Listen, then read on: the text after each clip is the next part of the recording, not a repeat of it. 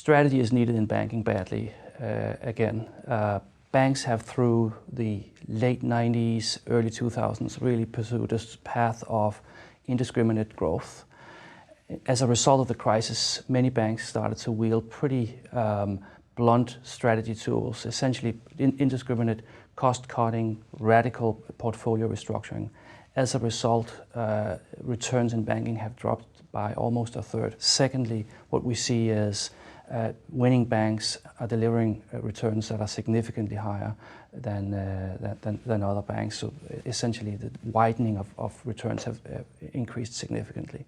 Time is now ripe for a change. Essentially, low interest margins, low growth, and a set of other macro factors contribute to the need for banks to make quite focused choices around and deliberate choices around where they want to compete and how they want to win. And that's essentially our thesis. Banks have to relearn strategy, and now's the time. A few components to that. First one, setting out a clear ambition for the institution.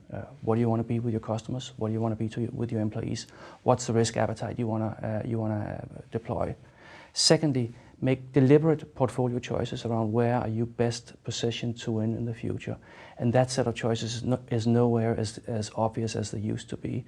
Many things are happening in many banking markets now. Disintermediation, new competitors coming in, eating lazy profit pools. You need to now make choices around which geographies, which product lines, what types of customers do you want to go after in the future. And then thirdly, banks need to more carefully craft the competitive models they define for how to win in the markets they're in. And that takes a lot more thought and just sort of design, if you like. And we see a number of banks globally who've gone that path now. As a result, what we see is many of the large global banks being in the process of restructuring their portfolios as a way simply to define their sweet spots, and similarly a number of regional and local banks are emerging in that process right now. But what is clear from our work is that banks are now at a point where they need to define which ground they choose to stake out and how they're going to win in those markets.